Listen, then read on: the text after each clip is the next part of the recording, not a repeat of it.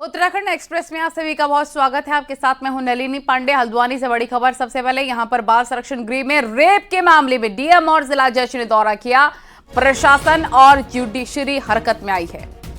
15 साल की नाबालिग के साथ रेप का आरोप। बाल संरक्षण गृह की ही 2 महिला कर्मचारियों पर रेप करवाने का आरोप है कि नाबालिग को बाहर लेकर ये घिनौना काम किया जाता था। पुलिस ने आरोपी महिला कर्मचारी के खिलाफ केस दर्ज किया है और साथ ही साथ महिला कर्मचारी दीपा को सस्पेंड कर दिया है, जबकि गंगा नाम की आरोपी जो कि होमगार्ड है उसे भी हटा दिया गया है।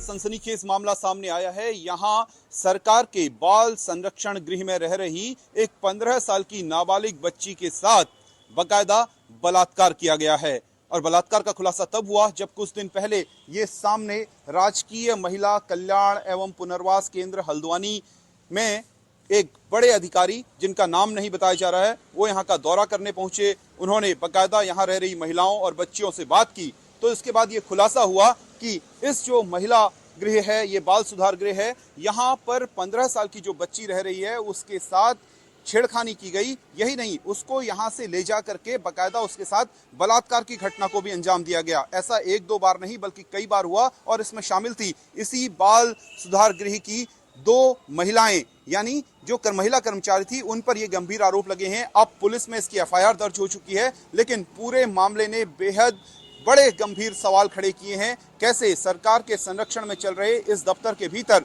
इस तरह की घटनाओं को अंजाम दिया जाता रहा, किस तरीके से इन बच्चियों को, इस बच्ची को यहां से 2 महिलाएं बाहर ले जाती रही। शैलेंद्र नेगी, न्यूज़ 18 हल्द्वानी। हल्द्वानी के बाल संरक्षण गृह मामले का संज्ञान महिला बाल विकास मंत्री ने लिया है और आरोपों के आधार पर दीपा आर्य को सस्पेंड कर दिया है, जबकि होमगार्ड गंगा को भी हटा दिया गया है। 2 सदस्यों की जांच समिति का भी गठन किया गया है।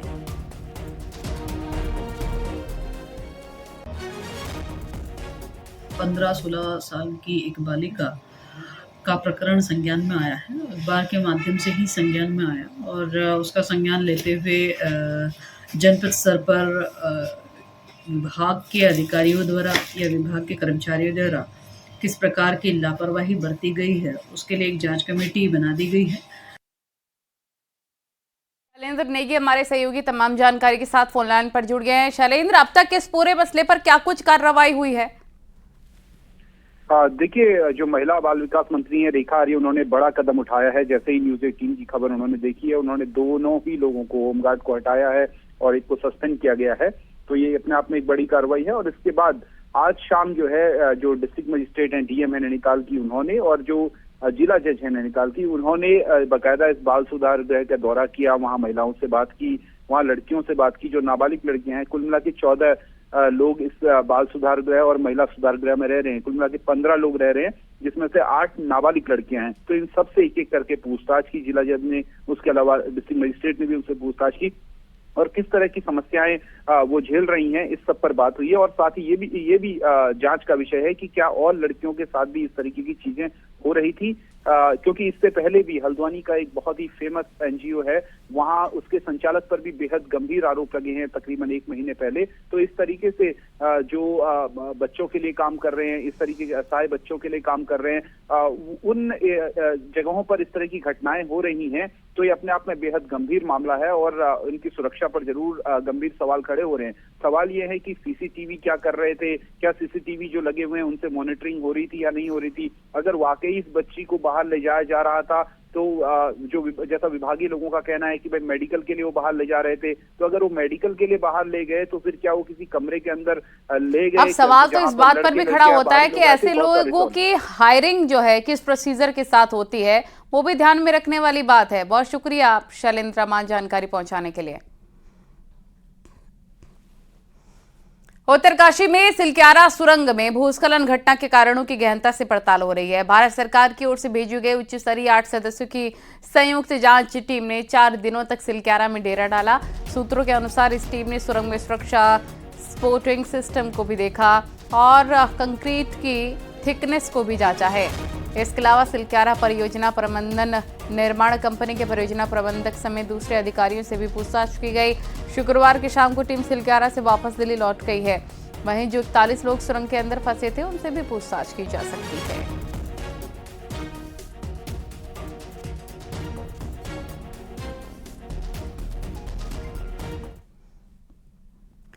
हरिद्वार में लैंड जहाज के खिलाफ बड़ी कार्रवाई की गई, जहां पर ज्वालापुर की खन्ना नगर कॉलोनी में एक मकान के पीछे बनी अवैध मजार बनाई गई, जिसे प्रशासन और नगर निगम के अधिकारियों की मौजूदगी में तोड़ दिया गया, हटा दिया गया। बताया जा रहा है कि मजार कई दशक पुरानी थी। कार्रवाई के दौरान मौके पर पुलिस बल भी तैनात रहा। प्रशासन की टीम ने स्ट्रक्चर को हटाकर जमीन को नगर निगम को सुपुर्द कर दिया है। इस दौरान यहां पर आवाजाही बैन रखी गई।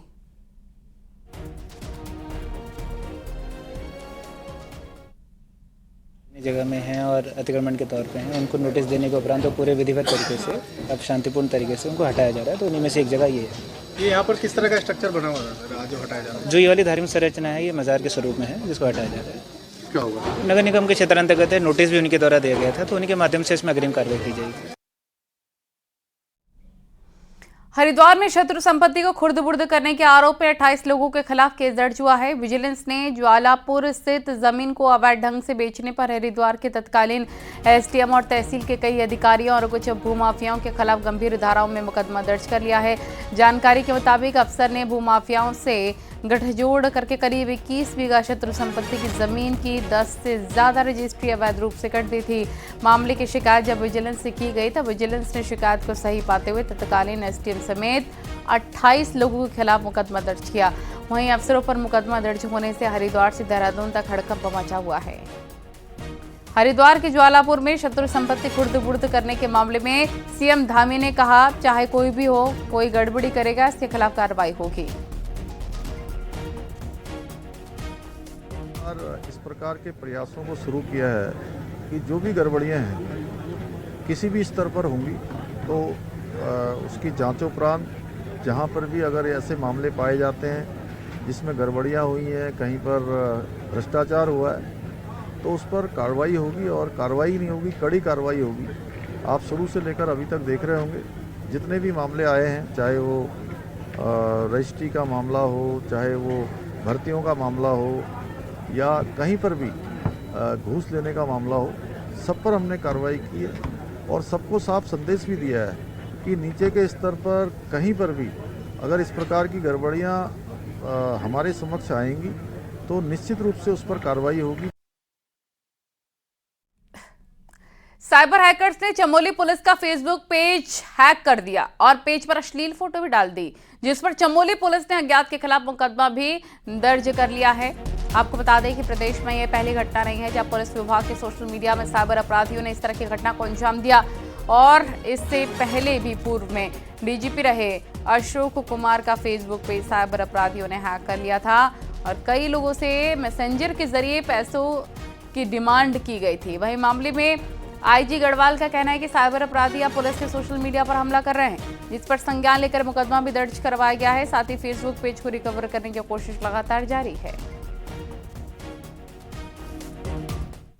गंभीर प्रकरण है। इसमें फेसबुक को पहले भी लिखा जा चुका है। जब उनके द्वारा कोई यथोचित कदम नहीं उठाया गया तो इस बार हमने एफआईआर लॉन्च कर दिया गया है। उसके अनुसार से ही जो विधिक कार्रवाई है वो किया जाएगा। इसमें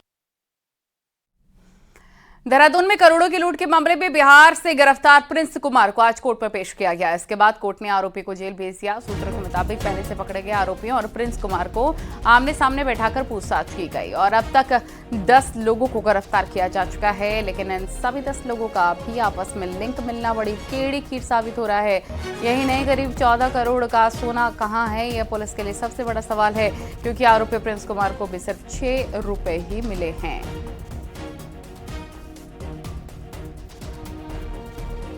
डकैती पड़ी थी, इसमें ये 10वीं गिरफ्तारी है और ये इसलिए महत्वपूर्ण हो जाती है कि ये तीसरा मेन अभियुक्त था जो घटना स्थल पर मेन घटना कारित करने में शामिल था। अन्य 7 लोग जो भी गिरफ्तार हुए तो कहीं न कहीं किसी न किसी रूप से मदद करने में, लॉजिस्टिक उपलब्ध कराने में गिरफ्तार हुए थे।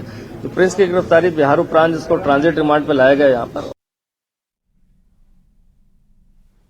रुड़की के ढंढेरा में स्कॉर्पियो सवार बदमाशों ने एसबीआई की एटीएम मशीन को ही उखाड़ लिया और अपने साथ लेकर चले गए। इसका वीडियो सोशल मीडिया पर कैद हो रहा है। सीसीटीवी फुटेज इसका रिकॉर्ड हो गया है और सोशल मीडिया पर वायरल हो रहा है। पुलिस के मुताबिक एटीएम के लाखों का कैश था एटीएम में।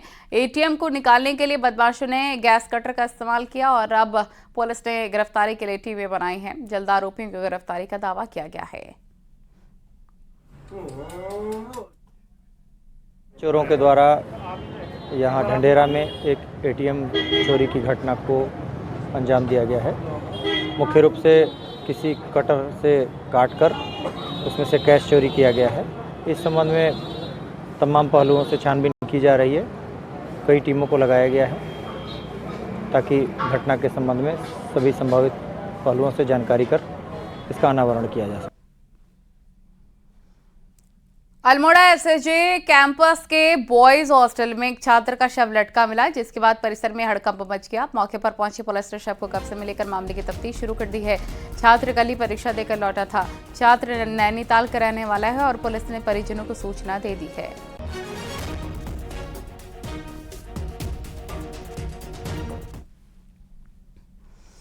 रामनगर में बाघ का आतंक रुकने का नाम नहीं ले रहा है। मालधन रोड के हाथीडगर में एक बार फिर से बाघ ने दो लोगों पर हमला बोल दिया।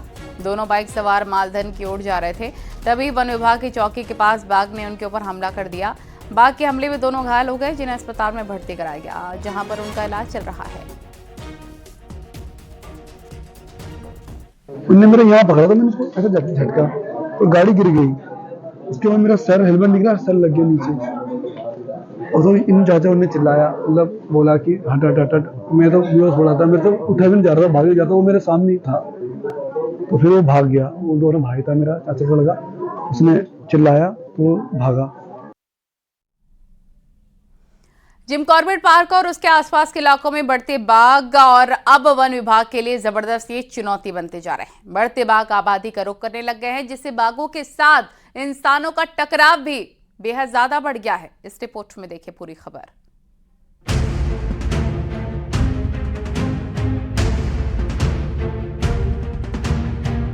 बढ़ते बाघों से वन महकमे के माथे में भले ही शिकन हो, लेकिन वन्यजीव प्रेमियों को लगता है कि विभाग के पास अभी इसका कोई ठोस उपाय नहीं है। एक्सपर्ट्स मानते हैं कि एक बाघ को अपनी टेरिटरी बनाने के लिए 30 किलोमीटर एरिया चाहिए, जो कॉर्बेट में पहले ही 5 किलोमीटर में सिमट कर रह गया था। तो ऐसे में बढ़ते बाघों का आबादी को रुक करना कोई हैरत की बात नहीं है। देखिए, कैरिंग कैपेसिटी की जहाँ तक बात है, कॉर्बेट पार्क का एक निश्चित क्षेत्रफल है, वहाँ पर बाघों की तादाद संरक्षण के चलते बहुत ज़्यादा हो गई है। तो ऐसी स्थिति में वो बाघ बाहर निकल रहे हैं और निकलते निकलते जो है अल्मोड़ा जिले तक पहुँच गए हैं। पिथौरागढ़ तक पहुँचने की भी सूचना है कि इनकी संख्या बड़ी है डेफिनेटली, और इनको टेरिटरी बनाने के लिए कम से कम 30 स्क्वायर किलोमीटर का बड़ा इलाका चाहिए। अगर वो दूसरी टेरिटरी में आएगा तो दूसरा टाइगर उसको मार देगा, तो उनको नई टेरिटरी ढूंढनी है। इस वजह से टाइगर इवन नैनीताल में आपने देखे, लड़िया काटा में देखा। कॉर्बेट से लगे बफर जोन में बाघों को आसानी से शिकार और खाना मिल जाता है और वन विभाग मानता है कि इस वजह से भी बाघों ने कॉर्बेट के बाहर रुख किया है। हालांकि अब वन विभाग खुद के बजाय प्रकृति से ही सब कुछ ठीक हो जाने की उम्मीदों में। टाइगर्स का बिहेवियर पिछले कई समय से चेंज भी हुआ है। जो बफर के टाइगर्स हैं वो आबादी के क्षेत्रों के आसपास आके जो जानवर बाहर, आवारा जानवर जो बाहर घूमते हैं, उनका भी शिकार कर रहे हैं। तो इजी प्रे की तरफ भी मूवमेंट टाइगर्स का बढ़ा है। बाघों की जो संख्या है उसका धारण क्षमता के साथ सीधा सीधा संबंध है, और यकीन मानिए कि प्रकृति के अपने नियम हैं और वो धारण क्षमता से बहुत ज़्यादा बाहर नहीं जा सकते हैं। आपको पता है कि उत्तराखंड वन विभाग ने भारतीय वन्यजीव संस्थान के साथ इस पर निरंतर काम किया है। बढ़ते बाघ अब पहाड़ भी चढ़ने लगे हैं। अल्मोड़ा और भीमताल तक बाघ का पहुंचना चिंता की बात है। ऐसे में बाघों की बढ़ती आबादी आने वाले वक्त में लोगों के लिए और मुसीबतें बढ़ा सकती है, जिसके लिए विभाग को जमीन पर ठोस कार्रवाई करने की जरूरत है। न्यूज़ 18 के लिए रामनगर से गोविंद पाटनी की रिपोर्ट। देहरादून से खबर। मुख्यमंत्री पुष्कर सिंह धामी शहीद स्क्वाड्रन लीडर अभिमन्यु राय के घर गए और उनके घर पर जाकर उनको श्रद्धांजलि दी। शहीद के परिवार को ढांढस बंधाया। तेलंगाना में हुए प्लेन क्रैश में अभिमन्यु राय शहीद हो गए थे।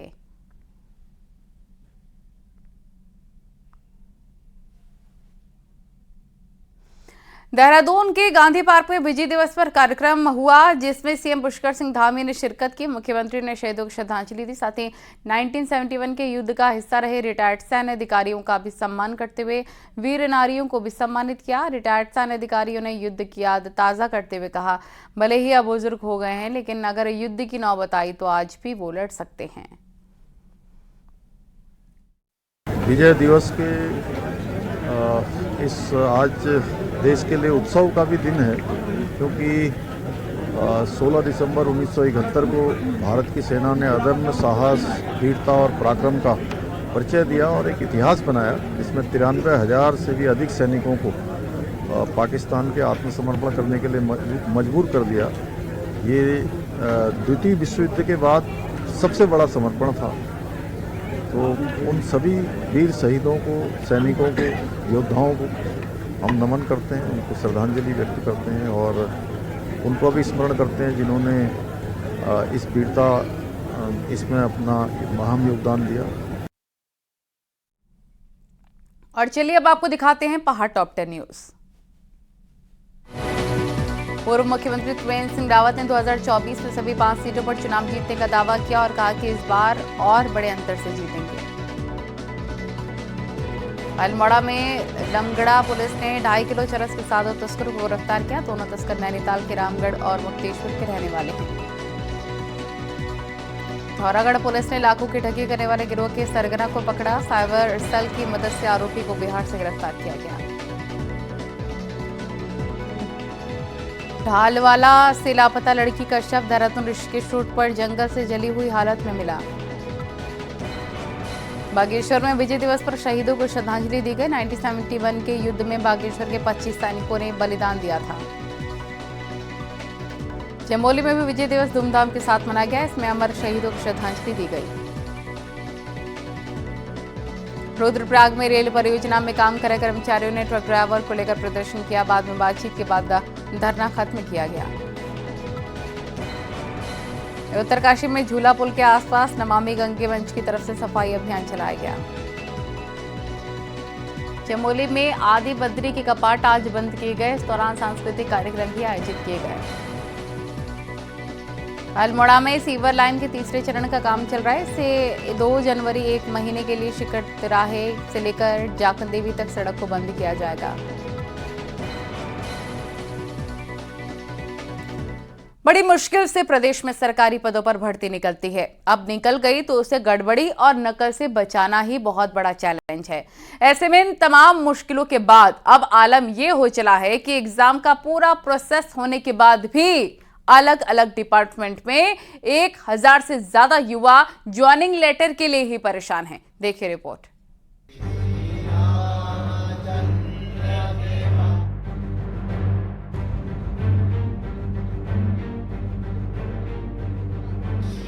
मंत्रों को पढ़ते हुए अपनी ज्वाइनिंग के लिए प्रार्थना कर रहे ये हैं आयुष विभाग के सिलेक्टेड डॉक्टर्स, जो विभाग से चाहते हैं कि इनको ज्वाइनिंग लेटर मिल जाए।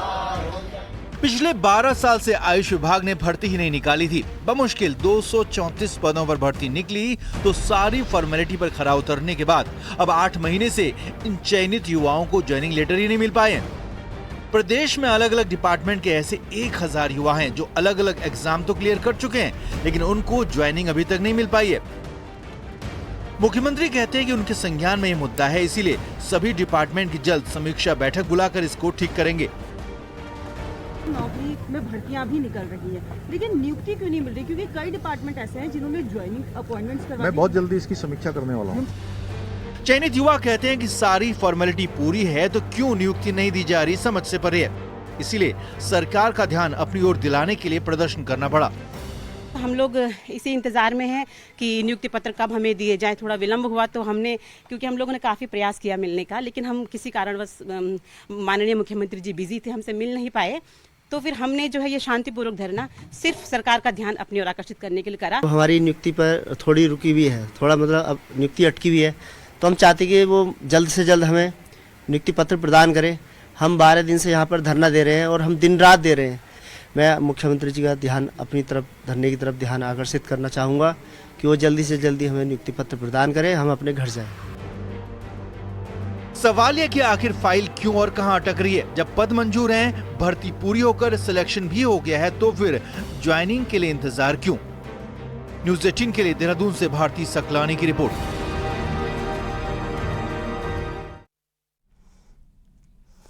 लोकसभा चुनाव की तैयारियों को लेकर कांग्रेस हर जिले में सम्मेलन कर रही है। आज बागेश्वर में कांग्रेस ने कार्यकर्ता सम्मेलन किया, जिसमें कांग्रेस अध्यक्ष करण महारा ने कार्यकर्ताओं से बात की, साथ ही गांव बूथ स्तर तक जुटने का आह्वान किया। पूर्व सांसद प्रदीप टंडा जी, ये सभी लोग अपने अपने अनुभवों का लाभ कार्यकर्ताओं को दे रहे हैं। कार्यकर्ताओं से बातचीत भी हो रही है, दो तरफी ये संवाद है। कार्यकर्ताओं की बात भी सुनी जा रही है, नेताओं की बात भी सुनी जा रही है, और जो भी हमारे मुद्दे हैं, स्थानीय मुद्दों से लेकर राज्य स्तर के और हमारे केंद्रीय स्तर तक के जो मुद्दे हैं, उन सभी में चर्चा विमर्श किया जा रहा है और पार्टी को धार देने की पूरी कोशिश की है। नैनीताल शहर को जाम मुक्त करने के लिए चौराहों को जल्द ही चौड़ा किया जाएगा। शहर के 7 चौराहों के लिए 5 करोड़ की योजना पर काम होना है, जिसमें शहर के चौराहों पर लगने वाले जाम से मुक्ति देना है। इसके साथ साइन बोर्ड के साथ दूसरे काम भी होंगे। आपको बता दें, पर्यटन सीजन के दौरान नैनीताल के इन सड़कों पर जाम लगता है। सही जानकारी नहीं होने पर पर्यटकों के लिए भटकाव की स्थिति भी बन जाती है।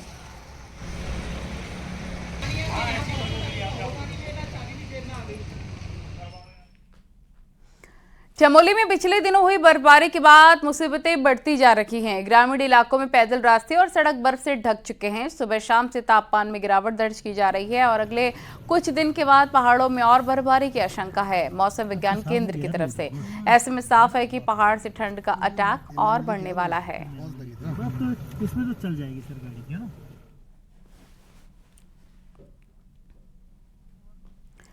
देहरादून के चक्राता में चालदा महासू महाराज 35 साल बाद घिंगोऊ गांव पहुंचे।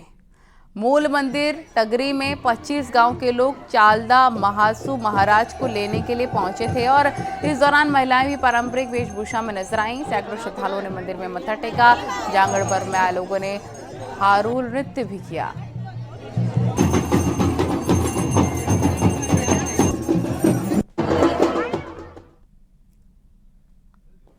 हरिद्वार में इन दिनों शाम होते ही सड़कों पर अंधेरा छा जाता है, क्योंकि नगर निगम की ज्यादातर स्ट्रीट लाइटें बंद पड़ी हैं। शाम के वक्त कई प्रमुख सड़कें और चौक चौराहों पर अंधेरा पसरा हुआ साफ तौर पर नजर आ सकता है। अब लोगों ने लाइट्स की व्यवस्था ठीक करने की मांग की है। हरिद्वार में नगर निगम बोर्ड का कार्यकाल खत्म होने के बाद फिलहाल प्रशासन वहां काम कर रहा है। पीने का स्वच्छ पानी हो गया, शौचालय हो गया, स्ट्रीट की लाइटिंग हो गई, स्ट्रीट और आपके नगरीय क्षेत्र की जो सफाई है, इन सब चीज़ों पे भी हमारा ध्यान जो है वो लगातार बना रहेगा। कोटद्वार के बालसौड़ इलाके में लंबे वक्त से घरों के नलों में गंदा पानी आ रहा है, जिससे बीमारी फैलने का खतरा बना हुआ है। वहीं स्थानीय लोगों का कहना है कि जल संस्थान की लापरवाही के चलते कई समय से गंदा पानी पीने को वो मजबूर है।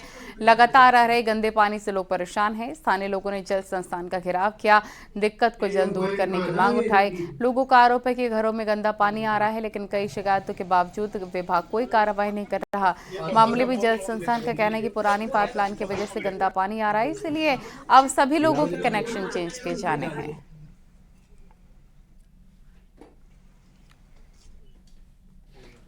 और यहां वक्त हो गया है छोटे से ब्रेक का। आगे देखिए महाबहस अनुपम मिश्रा के साथ।